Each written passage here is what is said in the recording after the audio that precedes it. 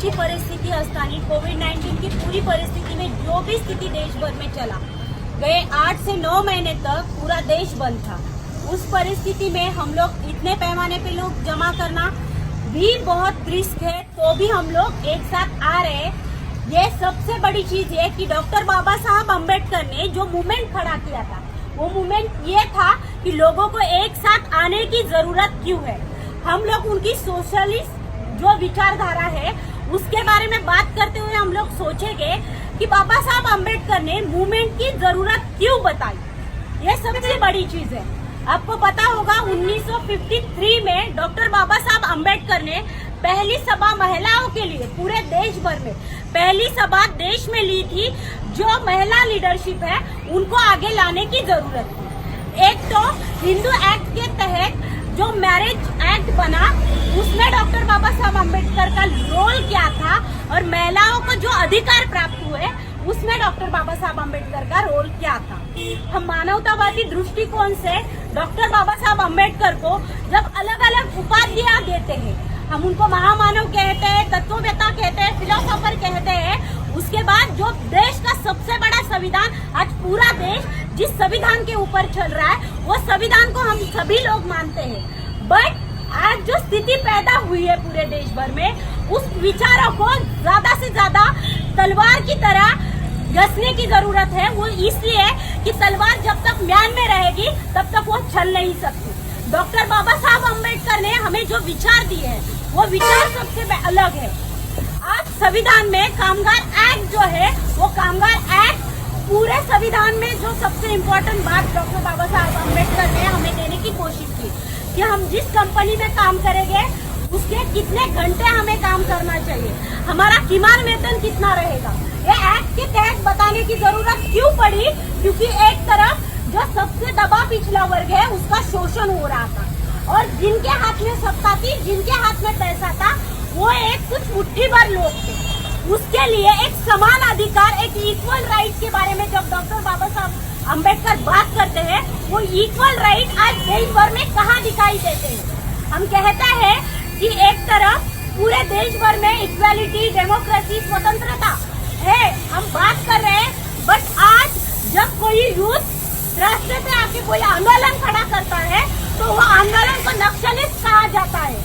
आज पूरे देश भर के जो फार्मर है वो दिल्ली बॉर्डर पे बैठे हुए हैं, उनको कहा जा रहा है गवर्नमेंट की ओर से कि इस फार्मर के पीछे कोई नहीं है, ये कुछ ही फार्मर है जो हरियाणा और पंजाब से भड़काए हुए आए वाले किसान है, इनका कोई मतलब नहीं है, ये जो बैठे हैं इनको बैठने दो। तो वही चीज है डॉक्टर बाबा साहब अम्बेडकर ने जो कामगार कायदा बताया, जो शेतकरी सबसे इम्पोर्टेंट बात डॉक्टर बाबा साहब अम्बेडकर ने शेतकरी जो किसान है उनके लिए कही थी। पूरे देश भर में जो हम लोग जमीन कसते हैं, उस जमीन का अधिकार जो फूल था, उस फूल को अधिकार मिलना चाहिए। उसके लिए एक्ट में तरतूद करने वाले पहले इंसान थे डॉक्टर बाबा साहब आंबेडकर। कसेल त्याची जमीन बोलण्यासाठी डॉक्टर बाबासाहेब आंबेडकरांनी कायदा केला, आणि तो कायदा आज देशामध्ये लागू झाला।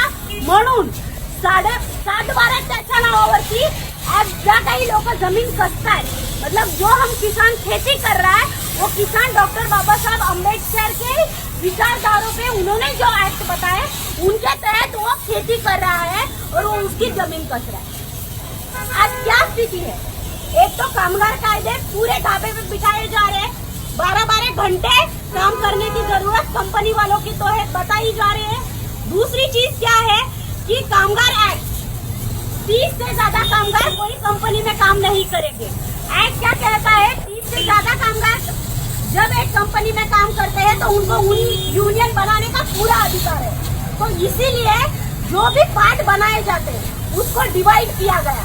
कोई एक मारुति सुजुकी है, कोई एक कंपनी हम लोग उदाहरण के तहत लेते हैं, तो उसके पार्ट अलग अलग बनाए जाने लगे। वो क्यों बनाने जाने लगे? 1991 की पॉलिसी जो है, जो पूरे ग्लोबलाइजेशन, प्राइवेटाइजेशन की पॉलिसी जो है वो देश में आनी गई, और तब थी मनमोहन सिंह की सरकार देश में। आज वही सरकार है जो भाजपा प्रणीत सरकार है जो देश में बैठी है। आज सबसे ज्यादा जरूरत डॉक्टर बाबा साहब अम्बेडकर की विचारों की देश को इसलिए है कि उन्होंने जो चीजें बताई है कि 30 से ज्यादा कामगार जिस कंपनी में काम कर रहे हैं उनको पूरी तरह से यूनियन बनाने का अधिकार है।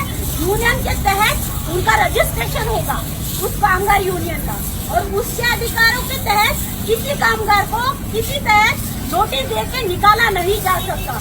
आज बड़ी बड़ी कॉर्पोरेट कंपनियां हैं, बहुत सारे तरुण, बहुत सारे यूथ है जो बेरोजगार हो रहे हैं, उनको निकाला जा रहा है कंपनी से। वो निकालना जाना आज डॉक्टर बाबा साहब अम्बेडकर के एक्ट को, उन्होंने बनाए हुए संविधान को एक ललकारने की जरूरत है, और वो ललकारा जा रहा है। जब कॉर्पोरेट कंपनियां किसी यूथ को बहुत बड़े पैमाने पे बेरोजगार कर रही है तो कोई नौकरियां देके उनको पगार नहीं दे रही है। हम शासन से कहते हैं, democratic youth federation of India की मांग है कि जिसको आप नौकरी नहीं दे सकते उसको दरमाहा 7,500 रुपया बेरोजगार भत्ता दो। वो क्यों दो? कि वो शासन व्यवस्था की जवाबदारी होती है।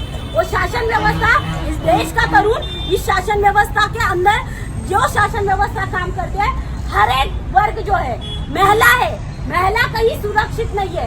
आपने देखा पिछले कितने समय में कितने बलात्कार हुए, कितनी छोटी छोटी बच्चियां जिस तरीके से इस बलात्कार का शिकार हुई। कहाँ गए हमारे एक्ट, कहाँ गए हमारे पुलिस? तब डॉक्टर बाबा साहब अम्बेडकर ने जिस संविधान के बारे में बात की है, तब हमें इस विचारधारा को आगे ले जाने की जरूरत है। आज जितने लोग आगे आएंगे, जितना यूथ आगे आएगा, उतना डॉक्टर बाबा साहब अम्बेडकर को सही पैमाने पे श्रद्धांजलि होगी, उनके विचारों को श्रद्धांजलि होगी। हम ना यहाँ पे इसलिए नहीं जमा हुए हैं कि हमें सिर्फ डॉक्टर बाबा साहब अम्बेडकर को नमन करके आगे नहीं जाना है। उन्होंने जो मूवमेंट खड़ी की थी, वो मूवमेंट का उद्देश्य क्या था? दबा पिछड़ा वर्ग और पिछड़ा होते जा रहा है। सबसे गरीबी और सबसे बड़ी जो श्रीमंती है, सबसे बड़ी कैपिटलिस्ट जो यहाँ से बिलोंग करता है, आज सबसे 6 नंबर पे आने वाला सबसे बड़े पैसे वाला इंसान हमारे ही देश से बिलोंग करता है। और इसी देश में लाखों लोग एक टाइम खाना खा के सोते हैं। तो वही चीज है, ये एक टाइम खाना खाने वाले को 3 टाइम खाना क्यों नहीं मिलता इस देश में? जिस डॉक्टर बाबा साहब अम्बेडकर ने, संविधान ने एजुकेशन एक्ट बताया, 2009 को आरटी जैसा एक्ट लाया गया, क्योंकि एजुकेशन में जो सिस्टम बनाई जा रही थी, प्राइवेट स्कूल में कोई पिछड़ा वर्ग जा नहीं सकता था। उस एक्ट को लाते समय भी बहुत बड़ी चर्चा संसद में हुई। वो क्या हुई कि पिछले वर्ग से आने वाले बच्चे इस बड़े घराने से आने वाले बच्चों से कॉम्पीट नहीं कर सकते, क्योंकि उनका माहौल वैसा नहीं। आप माहौल क्यों नहीं दे सकते? उनको वो अधिकार क्यों नहीं है? उनको अच्छी शिक्षा लेने का अधिकार क्यों नहीं है? इस बारे में बात करने की, सबको फ्री एजुकेशन देश भर में हर एक बच्चे को मिलना, ये उस बच्चे को, देश में रहने वाले को नागरिक का अधिकार है। वो अधिकार इस गवर्नमेंट की ओर से निकाला जा रहा है। न्यू एजुकेशन पॉलिसी के तहत 2020 जो गवर्नमेंट ने अभी पास करने पे लगी हुई है, उस पॉलिसी के तहत ये आरटी जैसे एक्ट है, अलग अलग एक्ट है जो बच्चों को और एजुकेशन को एक सीमित पैमाने पे आगे लाने की बात करते हैं। जिस पॉलिसीज की, जिस स्कॉलरशिप की बात हम लोग करते हैं, वो हायर एजुकेशन में जाने वाली पॉलिसीज है, वो पूरी तरीके से आर्थिक बेस कहीं पे भी नहीं रहेगा। मतलब कोई भी प्राइवेट कंपनी, कोई भी प्राइवेट एक्ट आके जिसके पास पैसा है वो अपना स्कूल खोले, और जिसके पास पैसा है वो उस स्कूल में आके डिग्री, पैसे देकर डिग्री खरीदे। ऐसी सिस्टम जब बनाई जाएगी तब हमारे बच्चे, आने वाली पीढ़ी हमें पूछेगी, डॉक्टर बाबा साहब अम्बेडकर ने आपको अधिकार दिया, हमारे अधिकार के लिए आप लोग क्यों नहीं लड़े? यही बात है और वही विचार है जिस बारे में हम लोग आज वो विचारों को उजाला देने के लिए जमा हुए। जिस शेतकरी को बाबा साहब अम्बेडकर ने जमीन का अधिकार दिया, शेतकरी कृषि उत्पन्न बाजार समिति, आपको पता होगी, उस कृषि उत्पन्न बाजार समिति जिस देश में लाई गई, ये ऐसा पहला देश है कि जहाँ पे हमारा उत्पादन वो शेतकरी उस कृषि उत्पन्न बाजार समिति में जाके बेच सकता है बिना कोई रुकावट। वहाँ पे भी बहुत बड़ा मसला खड़ा हुआ है। शेतकरियों के जो 3 एक्ट लाए जा रहे हैं फार्मर रिलेटेड, वो एक्ट बहुत ब्लैक और बहुत ही खतरनाक एक्ट है, जो पूरी कृषि व्यवस्था और कृषि के हाथ से जमीन खरीदी जो करनी है गवर्नमेंट को, छीननी है, जो फार्मर है उसके हाथ से जमीन छीनने का जरिया ये 3 एक्ट है।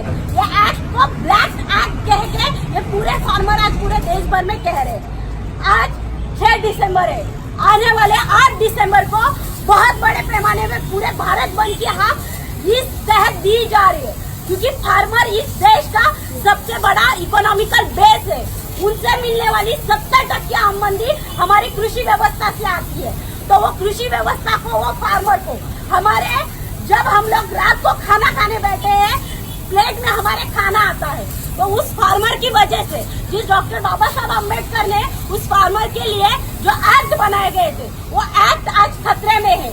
उसके लिए हमें इस फार्मर को सपोर्ट करते हुए पूरे देश भर में ये 8 दिसंबर का जो कॉल है वो बहुत ज्यादा पैमाने पे स्ट्रांगली हमें फॉलो करना है। वो इसलिए कि वहाँ पे बॉर्डर पे बैठे हुए लोग जो है, गवर्नमेंट कह रही है 9 दिसंबर का मोदी और शाह ने उन लोगों को मिलने का मीटिंग का डेट बताया। वो 9 दिसंबर क्यों बताया?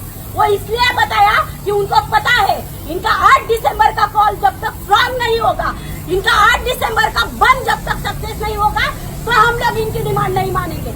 इनका कॉल सक्सेस होगा तो इनको हमारी डिमांड माननी ही पड़ेगी। वो एक्ट मांगे लेने पीछे लेने ही पड़ेंगे। वो एक्ट क्यों पीछे लेने पड़ेंगे कि गवर्नमेंट जिस तरीके से बोल रही है, अब तक जितने दिनों तक वो फार्मर के साथ चर्चा हुई, उस चर्चा में एक ही चीज समझ में आई कि उनको उस एक्ट को पीछे नहीं लेना है। जो कॉर्पोरेट फार्मिंग से रिलेटेड कंपनियां हैं, उनको जिसमें अपना जम बिठाना है, जिसमें फार्मिंग व्यवस्था में काम करना है, जिनको कॉर्पोरेट फार्मिंग में काम करना है, कोट्यावधि रुपए इस फार्मिंग व्यवस्था के ऊपर खर्च किया है इन कंपनियों ने। क्योंकि मार्केट में जब तक आपके पास रॉ मटेरियल नहीं है, तब तक आप उनका पास जो कमाना चाहिए वो कमा नहीं सकते। तो आप डायरेक्टली जो फार्मर है उनसे उनका माल छीनो, आपके पास हर कोई राइट होगा। एक्ट के तहत हर चीज आपको नुकसानकारक रहेगी, और वो देश का जब फार्मर नुकसानकारक रहेगा तो देश का हर एक नागरिक नुकसान में जाएगा। जिस कॉर्पोरेट कंपनियों से हमें सब्जियां मिलेगी, हमें अनाज मिलेगा, वो कितने लाखों रुपए हमसे ले सकते हैं, कितना उसका डिमांड बढ़ेगा, ये बात सोचने की है। तो देश से हर एक नागरिक को हमारा और डॉक्टर बाबा साहब अम्बेडकर के इस विचारों को उजाला देते हुए वही चीज हमें करनी है कि 8 दिसंबर का कॉल हमें हर जगह पे सक्सेस करना है। उन्होंने और एक चीज कही थी, एक ही चीज बात रख के मैं खत्म करूंगी जो सबसे इम्पोर्टेंट है। डॉक्टर बाबा साहब अम्बेडकर ने कहा था कि राजनीति क्यों जरूरी है। हम लोग जो सच्ची राजनीति की बात करते हैं, वो राजनीति का भविष्य हमें किस तरीके से तय करना जरूरी है। यूथ जो है, वो यूथ इस राजनीति में आना क्यों जरूरी है। डॉक्टर बाबा साहब अम्बेडकर ने राजनीतिक जो हमें रिजर्वेशन देने की बात की थी, वो इसलिए की थी कि हमारा प्रतिनिधि वहाँ जाके हमारा दबा पिछड़ा वर्ग है उसके बारे में बात करेगा। आज जो भी आदिवासी रिलेटेड जितने भी लोग हैं, आदिवासी रिलेटेड जितने भी एक्ट है, वो सब बाबा साहब अम्बेडकर की ओर से दिए गए एक्ट है। वो संविधान के तहत जो भी पिछड़ा वर्ग है, मुस्लिम कम्युनिटी हो, जैन कम्युनिटी हो, जिनको जो जो अधिकार मिले हैं वो संविधान के तहत। आज ट्राइबल कम्युनिटी को जिस तरीके से दबाने की बात करी जा रही है, वो ट्राइबल कम्युनिटी को ध्यान में रखना चाहिए। डॉक्टर बाबा साहब अम्बेडकर ये पूरे मानवता के महामेरू थे। वो महामेरू किसी जात के चौकट में जमा नहीं होता। इस इंसान को इंसान के तहत उसके विचारों को स्वीकारने की जरूरत आज सबसे ज्यादा है। आज हम लोग 2020 में प्रवेश कर रहे हैं, 2020 हमारा खत्म हो रहा है। यही था कि एपीजे अब्दुल कलाम ने कहा था कि ये 2020 में हम महासत्ता बनेंगे, बट हमारी महासत्ता कहाँ है। हमारी इकोनॉमी माइनस में चल रही है। वो माइनस में चलती हुई इकोनॉमी को सिर्फ फार्मर ही बचा सकते हैं। और इसीलिए 8 दिसंबर का कॉल जो है, उस आज का हमारा पैगाम ये है। आज उनके विचारों को, आज उनके प्रतिमा को साक्षी देखते हुए 8 दिसंबर का कॉल हमें सक्सेस करना है, और उनके विचारों को आगे लेके जाके सब लोगों को सही पैमाने पे डॉक्टर बाबा साहब को आदरांजलि हम लोग अर्पित करेंगे और उनके विचारों को प्रणाम करेंगे। धन्यवाद।